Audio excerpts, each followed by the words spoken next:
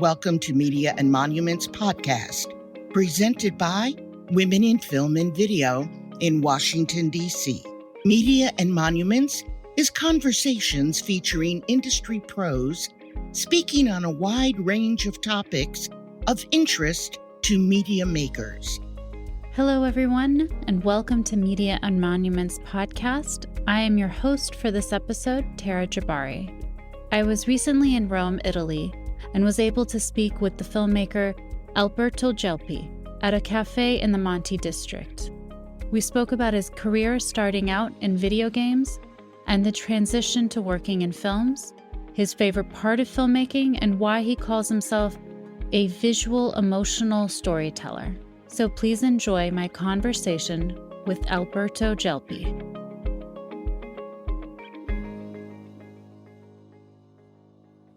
I'm Alberto Gelpi. I'm a film director. I used to work for feature film, movies, and commercials area, mainly. And I started my career really young, when I was 16, 17. Yeah. In a totally different area, because I was a 3D graphic designer, and I worked for video games, for motion sequences for video games.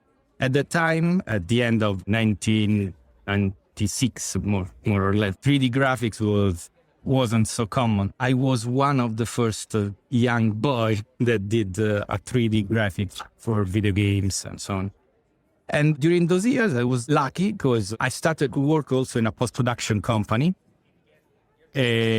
always in commercial area, because I started in commercial area, okay, for spot and so on, commercials in general. And during those years, I started to work with important film directors, just making visual effects. But one of them changed completely. We can call him Alfredo, okay? You don't want to say. Yeah. And he was very old at that time. And he was enchanted by the visual effects I was able to create. But at the same time, I was really fascinated by editing because it was completely a different perspective from visual effects. Editing is just the sequence of the clip. Visual effects is create a single clip. And so I started to spend as more time as I could in the editing room with him. And it was amazing for me. It completely changed my life, my point of view, the communication, and so on. I was lucky because he liked me very much. And he bring me on the set when he was shooting, when he was preparing the shooting, production. So I became his assistant. He was very old, as I told him, but he needs some support, physical support, in order to help him on the set in preparation and so on. So it was a big step for me, totally different from my previous years. And also different from my knowledge, because I didn't know how editing worked, you know? So I learned by him, by other editors, little by little. So I became assistant editor.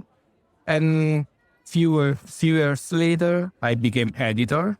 And I started to edit, mainly commercials and documentaries, branded content for different companies, and so on.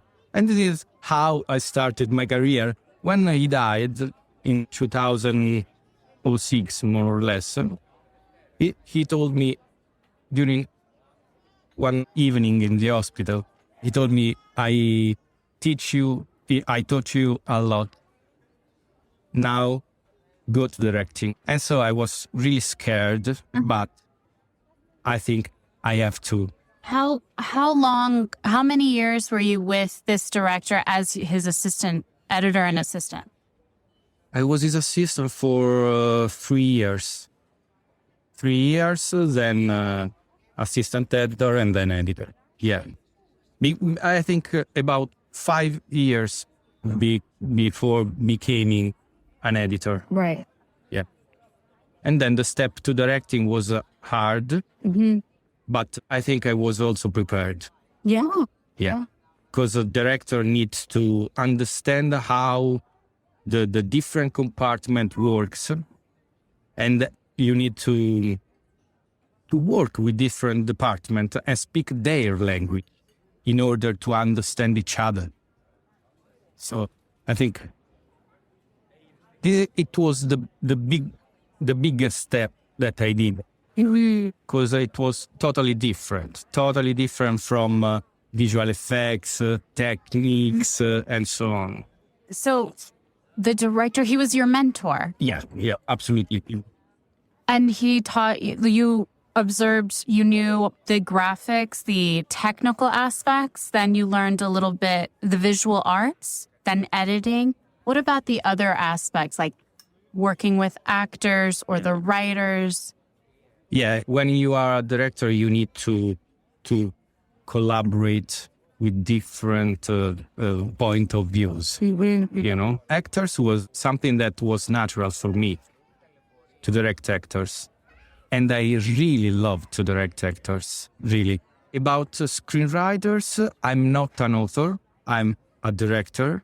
It is a great difference between a director must know how to show what others say. Jean Cocteau said this. Okay, I love to collaborate with the screenwriters to create screenplays, but I'm a director.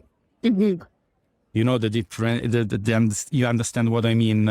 Many times, a director seems that he must know how to write a screenplay, and he must be a screenwriter. But it's not true. It's not true. I have to show a story.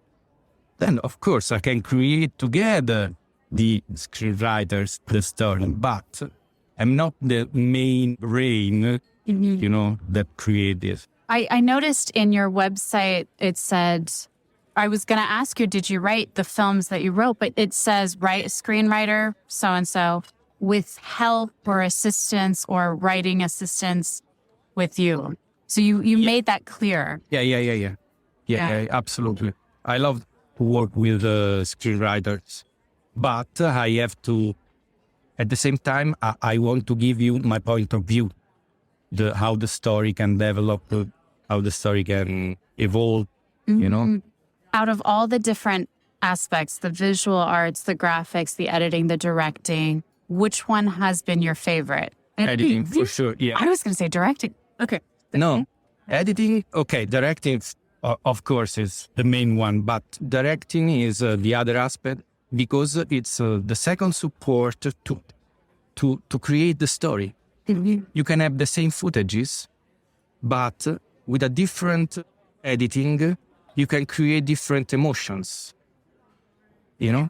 And this is, when I was young, I really crashed with this idea that having the same pieces, you can create different stories, different ideas, different moods of your audience. So directing and editing is the main one. I'm in Italy, so we wanted to speak with an Italian filmmaker. Have you seen personally as an audience member or as a filmmaker the difference between the different countries and how they make films? I don't know. I've worked in other countries, but I live in Italy and I work in Rome and Milan mainly. Okay. So I can't say the differences in making films or the audience. But I can say that in Italy, we are used to see movies, dubbed movies, you know? Yeah. And this is horrible for me, because we have amazing dubbers, but it's not the real voice of the actor. So when you speak with, maybe they say, oh, he's a great actor because he's great in speaking his voice, but it's not his voice. And I think that people don't understand the difference with voice and acting. Many times they confuse the dubbers with the real actor. The audiences are like, oh, this is a great actor, but you're thinking of the voice actor, the Italian voice actor dubbing it. Yeah. In the past, I worked with one of the most important voices we have here in Italy, and he dubbed Russell Crowe for the Gladiator. And it was fun because Italian people is used to his voice. When they listen at the real voice of Russell Crowe, they were confused. You know what I mean? Yeah. I had read a book about Sophia Loren, so I wanted to watch her films. And some of them are so old, we only could find the dubbed in English version. And it was such a distraction because it's not her voice. And the way Italians speak is very different from English speakers, you know? So her mouth is moving, but the voice isn't coming as clearly. Or even recently, you know, it was a huge hit, the Korean show, Squid Game. Was it popular here? Yep. So Squid Game, it's Korean. I knew Koreans, and I sometimes would watch it in English just to hear all the complaints by the Koreans because it's a very different. So for that, you lose something. Do you think it's really worth just having it in the original language and having it written in subtitles? Yeah, definitely. I prefer. I understand it's not so the easiest to listen, but to watch. But I think it deserves to have original voices. Yeah. Also because on the set, most of the time when you work with international actors, on the set you speak in English, and then they are dubbed in post-production. But on the set you create the movies in English and made in Italian, depends on the rules. But it's not just one language. Is there anything that I haven't asked that you'd like to share with, you know, an audience that's primarily based in the United States about filmmaking, about Italian filmmaking, storytelling? Well, I think that filmmaking has changed during the last 10, 15 years. Because technologies improved, but many times this process caused that the group of people, the group of people that worked together to make a movie became little by little smaller and smaller, till becoming just maybe one-man band, you know? And I deeply hate this side of the technological evolution. Because creating a movie is amazing because you can match ideas of different people. You can work together with crew. It's not a one-man band industry. No, but it is becoming. It is becoming, and then I don't really like it. So I don't know if in United States or in England, it's the same that it's happening here in Italy. But this side of the technological evolution is something that I don't like at all. I like to work with the crew. Every person has his skill, and I love to match all the skills together. Making a movie is not something that one person can do. A film is a great choral action. And I deeply think that this is really important.